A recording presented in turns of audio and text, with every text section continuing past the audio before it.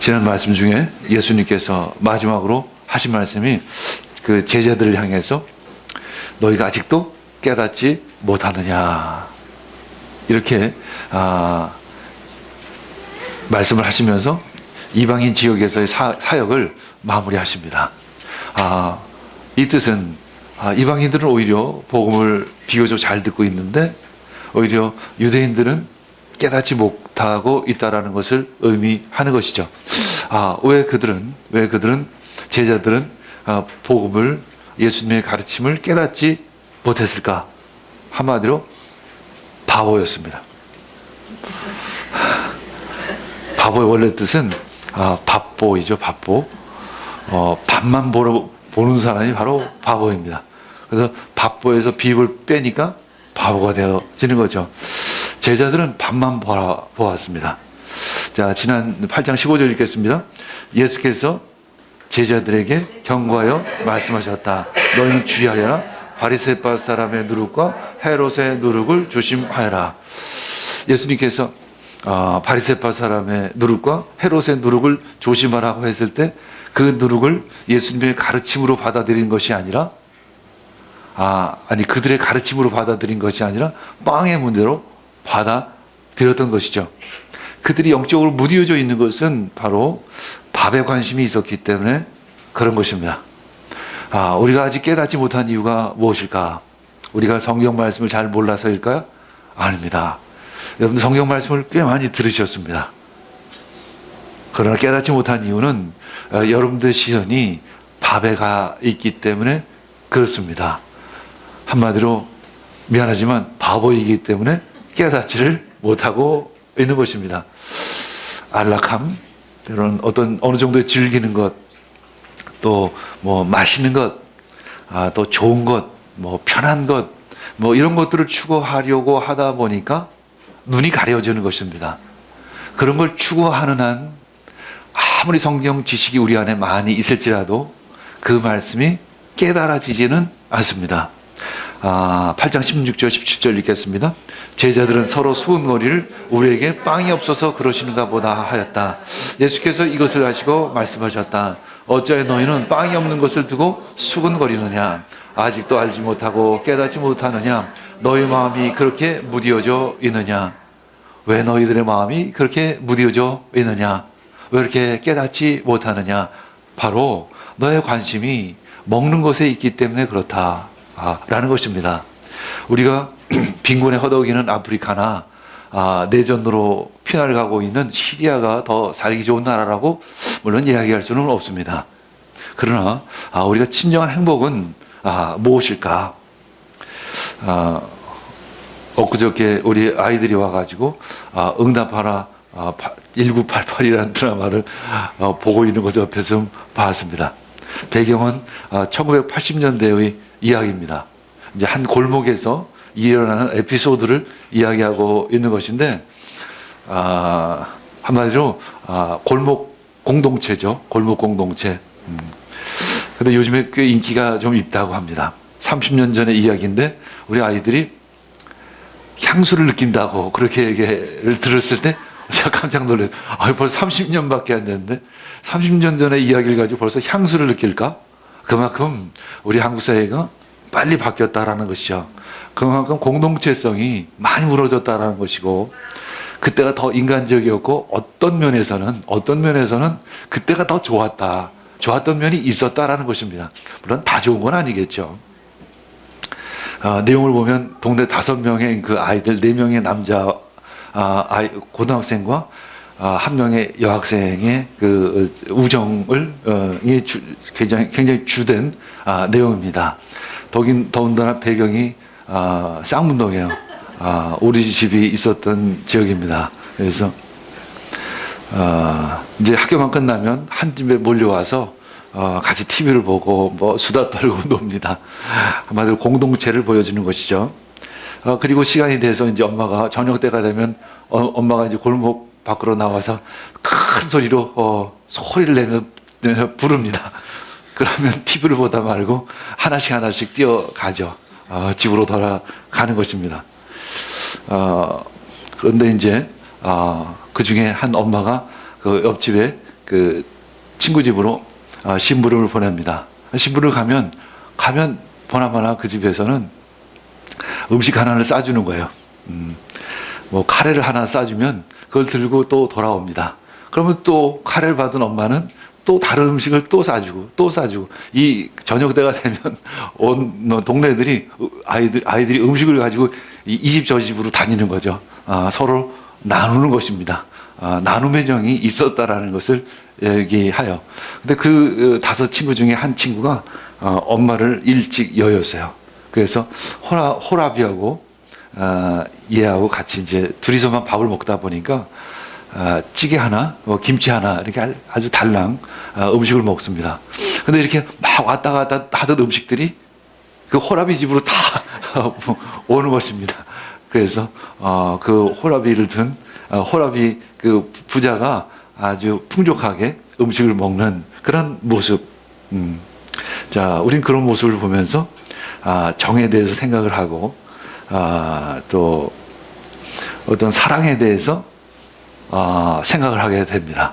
그러나 그 정이나 사랑, 공동체의 사랑, 뭐 이런 것들이 다 이제는 하나의 추억, 향수로만 여겨지는 세상이 왔다는 것입니다. 뭐 스마트폰이니 세계에서 가장 스타벅스 커피숍이 많은 도시가 이 서울이라고 합니다. 뭐 348개인가 뭐 정확히 기억은 안 나는데 있다고 합니다. 세계에서 스타벅스 커피숍이 제일 많다라고 합니다. 그만큼 우리는 편하고 아주 뭐 어떤 의미에서 문명화된 도시화된 이 서울에서 살고 있지만 반면에 30년 전만 해도 참 잃어버린 것이 참 많이 있다는 것이죠. 나눔의 삶, 어떤 정, 어떤 공동체성, 뭐 이런 것들을 굉장히 많이 잃어버린 것이 사실입니다. 특별히 예수님께서 우리 교회 가운데 주신 그 말씀, 서로 사랑하라. 참 이것이 더 필요한 시대가 아닌가 싶습니다. 자, 스마트폰 하나에 80만 원씩 합니다. 인도네시아 가면 2, 3만 원이면 핸드폰을 살 수 있죠. 80만 원이면 인도네시아에서 한 가정이 두세 달, 서너 달은 충분히 먹고도 남는 생활비입니다. 자, 우리는 또 좋은 음식을 찾아다닙니다. 인도네시아 나시고랭이 세계에서 굉장히 유명한 음식, 아주 맛있는 음식 중에 하나, 1, 2위를 다툰다고 합니다. 인도네시아의 나시고랭 1,000원이면 충분히 먹습니다. 요즘에 또 애완견 프로그램이 그렇게 많이 있더라고요. 애완견 하나 키우는데 비용이 만만치 않게 들어간다고 합니다. 애완견 하나 키우는 돈이면 인도네시아 한 집 생활비가 넘습니다. 여러분들, 우리가 다시 한번 우리의 삶을 돌아보시기를 원합니다. 그래서 꼭 필요하지 않은 것들은 이제 좀 버리시기를 원합니다. 왜냐하면 그런 것을 추구하다 보면 바보가 되는 것이죠. 바보가 되는 것이죠. 진짜 중요한 것을 볼 수가 없게 됩니다. 이 빠른 시스템, 이렇게 더 좋은 것을 추구하는 시스템을 쫓아가다 보면 진짜 중요한 것을 놓치게 된다는 것이죠. 더 영원한 것, 더 본질적인 것, 더 귀한 것을 놓칠 수밖에 없다는 것입니다. 우리들은 그런 마음을 갖습니다. 두 가지를 다 추구할 수는 없을까? 그러나 그것은 불가능합니다. 하나님과 재물을 동시에 추구할 수 없다라고 예수는 분명히 말씀하셨습니다. 물론 세상의 것을 다 버리고 세례 요한처럼 살라는 뜻은 아닐 것입니다. 그러나 우선순위를 거기에 두지 말라는 것이죠. 하나님 나라와 그의 의를 우리의 삶의 우선순위로 둘 때 여러분들 진정한 행복, 진정한 삶이, 진정한 생명, 진정한 사랑이 무엇인지가 깨달아지기 시작을 할 것입니다. 그것이 눈에 가려져 있는 한 우린 영원한 바보로 살다가 바보로 죽게 될 것입니다. 22절 읽겠습니다. 그리고 그들은 벳세다로 갔다. 사람들이 눈먼 사람 하나를 예수께 데리고 와서 손을 대주기를 간청했습니다. 이제 벳세다로 가려 하신 주님의 계획이 사실은 이제야 이루어진 것입니다. 오늘 말씀으로 얘기하면 두세 달 전 얘기예요. 마가복음 6장 45절 한번 다시 읽어보겠습니다. 예수께서는 곧 제자들을 재촉하여 배를 태워 자기보다 먼저 건너편 벳세다로 가게 하시고 그동안에 무리를 헤쳐 보내셨습니다. 그래서 제자들을 무리로 보냈는데 그 제자들이 탄 배가 역풍을 맞았던 것이죠. 그래서 우여곡절 끝에 어디로 가게 되냐면 읽겠습니다. 6장 53절 읽겠습니다. 그들은 바다를 건너서 게네사렛 땅에 이르러 닷을 내렸습니다. 그 역풍 때문인지 모르겠는데 어쨌거나 게네사렛, 원래 목적지였는 벳세다였는데 게네사렛으로 방향이 틀어진 것입니다. 왜 하나님께서 역풍을 주셔서 그 배가 게네사렛으로 가게 하셨을까? 이제 이방인 사역이 시작된 것입니다. 그래서 오늘까지, 지난주까지 한마디로 이방인 사역에 대한 말씀이 전해졌던 것이죠. 7장 24절 또 읽겠습니다. 예수께서 거기에서 일어나셔서 두로 지역으로 가셨다. 그리고 어떤 집에 들어가셨는데 아무도 그것을 모르시기를 바라셨으나 숨어 계실 수가 없었다. 그곳에서 우리 그리스 사람으로서 시로베니케아 출신인데 자기 딸이 귀신 들린 그 사람이 예수님께 데려와서 치유를 받은 사건을 우린 기억합니다. 역시 이방인 지역이었습니다. 7장 31절 읽겠습니다. 예수께서 다시 두로 지역을 떠나 시돈을 거쳐서 데가볼리 지역 가운데로 지나 갈릴리 바다에 오셨습니다. 그곳에서도 사람들이 기먹고 말도 듣는 사람들을 데리고 와서 예수님은 치유해 주셨습니다. 그리고 이제 달마누다 지방으로 가신 것입니다. 이제 이곳으로 인해서 예수님의 이방 지역 사역은 마무리가 되어집니다. 그리고 이제 돌고 돌아서 이방 지역을 쭉 도시고는 다시 벳세다에 도착하게 된 것입니다. 예수님은 그 역풍을 통해 하나님의 인도하심을 받고 이방인에게 복음을 전하게 되는 것입니다. 만약에 예수님께서 스스로 이방인 지역을 찾으셨다면 그 또한 많은 이야기들이 있었을 것입니다. 근데 하나님께서는 그 자연의 역풍을 통해서 자연스럽게 그 제자들과 예수님을 그 이방인 지역으로 이끄신 것입니다. 마태복음 11장 20절에서 21절 읽겠습니다. 그때 예수께서는 자기가 기적을 많이 행한 마을 사람들이 회개하지 않으므로 꾸짖기 시작하셨다.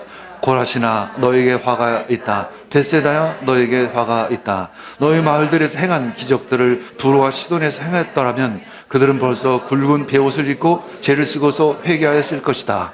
전에 이 말씀을 읽으신 분이 있었을 것입니다. 그때 도대체 이 의미가 도대체 무엇일까? 무슨 내용인지는 알겠는데 왜 앞뒤가 어떤 연결선상에 있는 것일까? 바로 이 말씀은 지금 오늘 말씀 가운데 있는 것이에요. 하나의 전환점을 얘기하고 있는 것입니다.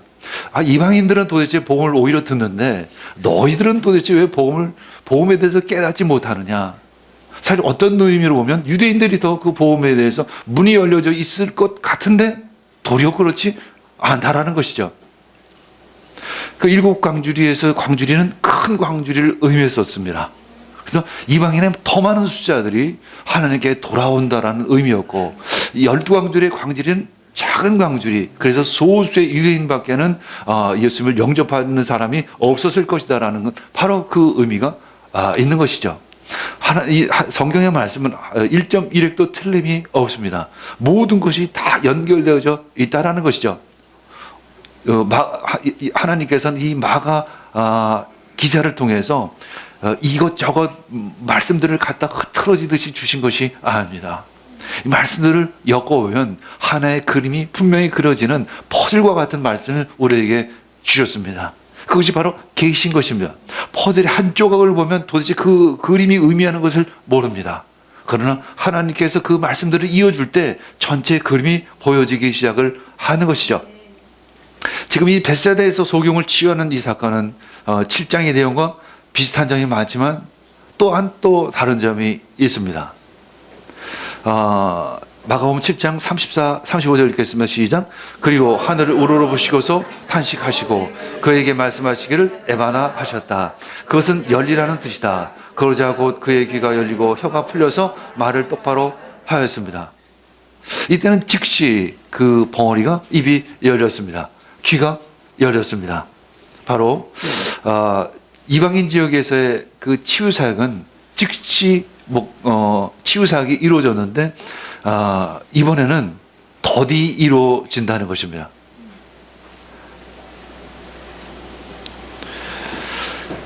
지하세인들은 복음을 들으면 단번에 받아들입니다. 그리고 즉각 하나님을 경험합니다. 때로는 예수님을 봅니다. 때로는 천국을 경험하기도 합니다. 그러나 서울에서 복음을 받아들이는 우리들을 보면 참 상당히 더딥니다. 왜일까요? 생각이 참 많아요. 이성의 잣대로 딱 들이댑니다. 하나님의 말씀은 우리의 이성의 이해를 구하지 않습니다. 믿음을 요구하는 것이죠. 믿으시기를 축복합니다. 믿으면 예수님께서 우리들의 이성을 거듭나게 하시고 그 이성 역시 그 말씀을 깨닫게 해 주실 것입니다. 그것이 바로 믿음의 역사이요 믿음의 방법인 것입니다. 23절 24절 읽겠습니다. 예수께서 그 눈먼 사람의 손을 붙으시고 마을 바깥으로 데리고 나가셔서 그 두 눈에 침을 뱉고 그에게 손을 얹으시고서 물으셨다. 무엇이 보이느냐? 그 사람이 쳐다보고 말하였다. 사람들이 보입니다. 나무 같은 것들이 걸어 다니는 것 같습니다. 그 소경의 눈이 조금씩 회복되어져 가는 모습을 보입니다. 회복이 더디다라는 것입니다. 이방인 지역에서는 모든 그 치유 사건들이 즉시 일어났는데 유대인 지역에 오자 오히려 더디다라는 것이죠. 저도 니아스에서의 사역과 이 서울에서의 사역을 비교해 보면 굉장한 차이가 있습니다. 물론 그 모든 것을 믿음의 차이라고 여길 수는 없죠. 그러나 제자들은 예수님의 가르침이 지금은 희미하게 알고 있지만 때가 되면 온전히 깨달아질 것이라는 그런 소망도 이 안에 담겨져 있습니다. 제자들이 깨닫지 못하는 것은 마치 눈먼 소경처럼 아직 영적인 감각이 열려져 있지 않다는 것을 보여주고 있습니다. 눈이 있어도 보지 못하는 그런 상태였던 것입니다. 소경이 점진적으로 눈이 열리는 것처럼 제자들도 점진적으로 눈이 열려지기 시작을 할 것입니다. 그래서 때가 되면 그때는 바로 예수님께서 십자가에 못 박히시고 부활하셔서 그 제자들에게 성령을 부어주시면 그들의 영적인 감각은 다 열려질 것입니다. 예수님의 가르침이 깨달아지게 될 것입니다. 성령님 바로 진리의 영이시기 때문에 그런 것이죠. 우리 2016년 나의 성장을 위해 무엇이 필요할까 한번 돌아보시기를 원합니다. 물론 성경 공부도 중요합니다. 디사이플 워십에 올해는 한번 참석을 해 봐야지. 물론 이것도 중요합니다. 그러나 그것보다 더 중요한 것이 있다라고 생각을 합니다. 버릴 것을 버리시길 축복합니다. 더 이상 바보같이 살지 않기를 원합니다. 내가 추구하는 것 중에서 아직 미련을 버리지 못하는 것 중에서 가장 귀한 것 한 가지를 한번 버려보시기를 원합니다. 그때 그만큼 나의 영적인 감각이 열려질 것입니다. 하나님은 우리들의 그 영적인 감각을 다 열어주셨어요. 근데 그 영적인 감각이 활성화되지 못하는 뭔가 방해거리가 있다라는 것입니다. 내가 추구하는, 내가 너무 좋아하는 세상 것이 있다라는 것이죠. 그것을 버리지 않는 한 그 영적인 감각은 더 이상 무뎌져서 느낄 수 없을 것입니다. 마치 내 손에 감각이 있습니다. 그러나 장갑을 끼고 내가 감각을 느끼려고 한다면 그것은 불가능할 것입니다. 마치 장갑을 끼고 피아노를 치는 것과 같은 것이 될 것입니다. 아무리 피아노를 잘 칠지라도 장갑을 끼고 두꺼운 장갑을 끼고 피아노를 칠 수는 없을 것입니다. 마치 그 장갑, 그것을 던져 버리시기를 원합니다. 그래야만 하나님께서 내 안에 주신 그 영적인 감각이 되살아나서 하나님을 알 수 있을 것입니다. 자, 25절, 26절 읽겠습니다. 그때 예수께서는 다시 그 사람의 두 눈에 손을 얹으셨다. 그 사람이 뚫어지듯이 바라보더니 시력을 회복하여 모든 것을 똑똑히 보게 되었다. 예수께서 그를 집으로 돌려보내시며 말씀하셨다. 마을로 들어가지 말아라. 첫 번째 안수 소경은 불완전하게 보였습니다. 그러나 두 번째 안수 후에는 완전하게 만물이 또렷하게 보여진 것이죠. 이 제자들의 영적 감각이 점차적으로 회복되어질 것이라는 것을 암시하고 있습니다. 이제 무엇이 나와야 될까요? 이제 베드로가 제자들이 온전한 신앙을 갖게 된 것을 마가를 통해서 예언적으로 보여주는 것입니다. 이제 베드로를 통해서 예수님에 대한 신앙 고백이 이루어지게 되는 것입니다. 이제 드디어 제자들의 눈이 열려진 것입니다. 아니, 어쩌면 앞으로 그런 신앙 고백을 할 것이라는 그 소망 어린 그 말씀이 기록되어졌다라고 하는 것이 더 정확할 수 있는 것이죠. 자, 27절 읽겠습니다. 예수께서 제자들과 함께 빌립보의 가이사랴에 있는 여러 마을로 길을 나서셨는데 도중에 제자들에게 물으셨다. 사람들이 나를 누구라고 하느냐? 예수님이 누구인가? 를 아는 것이 신앙의 첫 걸음인 것입니다. 또한 그것이 신앙의 완성이기도 하는 것이에요. 그것이 믿음으로 깨달아지면 우리는 예수님을 따르는 진정한 제자가 되어지는 것입니다. 왜 예수님은 자신에 대한 견해를 제자들에게 물어보셨을까? 이제 예수님은 지금 이 시점 바로 전환점입니다. 이제 본격적으로 십자가를 치실 그 길을 갈 바로 전환점이 온 것이죠. 이제 예수님은 사역의 전환점 가운데 오신 것입니다. 지금 우리의 삶의 전환점이 아닐까 생각이 듭니다. 특별히 2016년 연초에 어떤 새로운 시작을 하고자 하는 마음이 우리 가운데 있을 것입니다. 어떤 새로운 계획을 가지고 있을 것입니다. 이때 우리는 그 계획에 초점이 맞춰지기보다는 먼저 내 자신이 누구인지, 그리고 나의 신앙 상태가 어떠한지, 그리고 예수님을 내가 어떤 눈으로 바라보고 있는지 그것을 먼저 정리하시기를 원합니다. 그것이 정리가 되어야만 우리의 삶이 새로워질 수 있고 우리의 비전, 우리의 목표가 온전해질 수 있을 것입니다. 자, 28절 읽겠습니다. 제자들이 예수께 말하였다. 세례자 요한이라고 합니다. 엘리야라고 하는 사람도 있고 또 예언자 가운데 한 분이라고 하는 사람도 있습니다. 이제 세례 요한은 구약의 마지막 예언자입니다. 그래서 메시아의 오심을 준비했던 자인 것이죠. 세례 요한은 물로 세를 주었지만 예수님께는 불과 성령으로 세를 주셨습니다. 또한 엘리야는 구약의 마지막 책인 말라기야에서 이제 메시아의 어떤 선구자로서 엘리야를 이야기하고 있습니다. 그런데 유대인들이 이 복음을 받아들이지 못하는 결정적인 이유가 무엇일까? 예수님을 단순한 선지자 또는 선생님으로만 여겼던 것입니다. 그렇기 때문에 그들 중에 소수만이 예수님을 그리스도로 영접할 수 있었던 것입니다. 우리는 예수님을 그리스도라고 입으로는 고백을 합니다. 그러나 마음 깊이 진짜 예수님이 나의 구원자라고 여기는지를 돌아봐야 하는 것이죠. 사실 내 마음속에는 다른 곳으로 나의 구원을 이룰 것이라고 여기고 있는 것이 사실입니다. 말로는 교회에 왔을 때는 예수님을 구원자라고 이야기하지만 세상에 나가면 다른 구원을 찾고 있다는 것입니다. 밥을 구하고 있는 것이죠. 밥이 바로 나의 구원자라고 여기고 있다는 것입니다. 이 신앙 고백은 나의 심령 깊은 곳에서 솔직한 마음으로 고백되어야 합니다. 예수님은 나의 구원자이십니다. 29절 이렇게 했습니다. 예수께서 그들에게 물으셨다. 그러면 너희는 나를 누구라고 하느냐? 베드로가 예수께 대답하였다. 선생님은 그리스도이십니다. 사실 예수님의 초점은 제자들에게 있었습니다. 제자들의 신앙 고백이 듣고 싶으셨던 것이죠. 마태복음 16장 18절에 19절 읽겠습니다. 시작.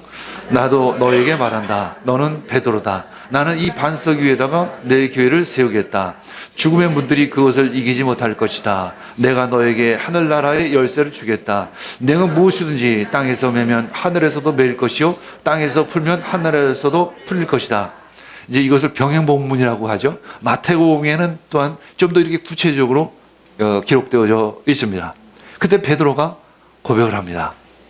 예수님은 살아계신 하나님의 아들 그리스도이십니다. 이런 고백을 합니다. 이것은 단순히 답을 알고 있느냐 모르고 있느냐의 차원이 아닙니다. 진짜 내 심령 깊은 곳에서 그런 고백이 나올 수 있느냐라는 것입니다.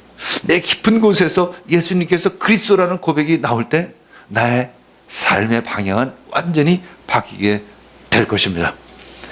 그리고 또한 예수님 역시 우리들을 바라보는 관점이 완전히 바뀌어지실 것입니다. 예수님은 지금까지 봤던 베드로와는 전혀 다른 관점으로 지금 베드로를 보겠다라고 결정하신 것입니다. 내가 너에게 너의 신앙 고백 위에 교회를 세우겠다는 것이죠. 얼마나 그 신앙 고백이 중요하고 귀하고 가치 있는 것이면 예수님께서 그 신앙 고백 위에 내가 교회를 세우겠다라고 말씀하셨을까? 네가 그 신앙 고백 하나만 가지고 있다라고 하면 어떤 사탄도 너를 공격하지 못할 것이다. 죽음의 문들이 너를 이기지 못할 것이다. 왜냐하면 너는 하늘나라의 열쇠를 가지고 있기 때문이다 라는 것입니다. 네가 무엇이든 땅에서 매면 하늘에서도 매일 것이고 땅에서도 풀면 하늘에서도 풀릴 것이다 라고 말씀하고 있는 것입니다. 아니 그 신앙 고백이 얼마나 중요하면 예수님께서 이러한 약속을 하실까를 우리는 돌아봐야 하는 것입니다. 우리는 이런 축복만을 구하는 것이 아니라 축복 전에 내가 준비되어져야 될 것이 도대체 무엇인지를 한번 돌아보길 원합니다. 우리가 성경 말씀이 진리라고 생각한다면 이 말씀도 역시 진리인 것입니다. 우리가 온전한 신앙 고백을 할 때, 아니 온전한 신앙 고백이 내 마음 깊은 곳에서 시작되어질 수 있을 때 하늘문은 열린다는 것입니다. 하늘의 능력이 우리들 가운데 임한다는 것을 의미합니다. 바로 신앙 고백은 나의 정체성을 말해 주는 것이죠. 예수님은 나의 신앙 고백을 듣고 싶어 하십니다. 내 마음속 깊은 곳에서 있는 그 생각을 듣고 싶어 하시는 거죠. 입으로만 발린 말이 아니라, 입으로만 믿습니다가 아니라, 입으로만 아멘이 아니라 내 존재로 되어지는 그 고백을 주님은 듣고 싶어 하시는 것입니다. 왜냐하면 예수님이 사실은 더 급하십니다. 예수님이 우리들에게 뭔가를 주기를 원하시는 거예요. 우리를 통해서 그 하나님의 나라를 이루기를 원하시는 거예요. 그래서 예수님은 지금 그것을 기다리고 계시는 것입니다. 제자들이 빨리 세워지기를, 제자들이 빨리 성숙되어지기를, 제자들이 빨리 깨달아지기를, 그래서 온전한 신앙 고백이 그 안에 깊은 곳에서 우러나올 수 있기를, 그래서 그 하늘의 그 능력이 그를 통해서 역사할 수 있기를 예수님은 원하시고 계시는 것이죠. 천국 열쇠는 천국의 자원을 이용할 권리, 바로 그것입니다. 예수님은 여러분들에게 그것을 주기를 원하십니다. 세상에서 아둥바둥 사는 그러한 것이 아니라, 그러한 존재가 아니라 천국 열쇠를 쥐고 이 땅을 살아가는 그러한 존재로 세워주시기를 원하시는 것입니다. 30절 읽겠습니다. 예수께서 그들에게 엄중히 경고하시기를 자기에 관하여 아무에게도 말하지 말라고 하셨습니다. 제자들이 기다리라는 것입니다. 그리고 너희들의 깨달음이 온전해질 때까지 더 기다리라는 것이죠. 너희들이 그 십자가의 그 능력을 볼 때까지, 부활의 그 능력을 볼 때까지, 성령의 능력을 경험할 때까지 기다리라는 것입니다. 아직은 침묵할 때라는 것이죠. 이 시간 우리 마음 깊은 곳에서 주님을 찾으시길 바랍니다. 그리고 마음 깊은 곳에서 우리 그 진정한 신앙 고백이 일어나기를 원합니다. 우리 함께 기도하겠습니다. 주님, 감사합니다. 오늘 이 시간 나에게 온전한 신앙 고백이 있게 되어지기를 원합니다. 그래서 깨달은 제자가 되어지기를 원합니다. 그래서 그 온전한 제자의 온전한 신앙 고백이 있기를 원합니다. 이 모든 말씀 예수님의 이름으로 기도합니다. 아멘.